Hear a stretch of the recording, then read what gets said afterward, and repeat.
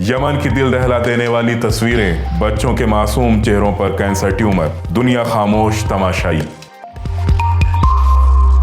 आले सऊद और उसके भाड़े के सैनिकों के अपराधों के 7 साल गुजरने के बाद यमन के मासूम बच्चों के चेहरे हमलावरों के अपराधों का मुंह बोलता सबूत हैं। यमन के सादा में अल हमीमी परिवार के 4 सदस्य सऊदी गठबंधन के हवाई हमलों में घायल हो गए थे और ये घाव अब दिल दहला देने वाले भयानक कैंसर ट्यूमर में बदल गए हैं। सऊदी हुकूमत ने जहां यमन पर अपने हमले में अंतर्राष्ट्रीय स्तर पर प्रतिबंधित हथियारों का इस्तेमाल किया है, वहीं दूसरी ओर यमन की घेराबंदी की वजह से जख्मियों के इलाज के लिए यमन से बाहर ले जाना मुमकिन नहीं है, जिसकी वजह से बड़ी संख्या में लोगों को कैंसर जैसी जानलेवा बीमारी का सामना करना पड़ रहा है।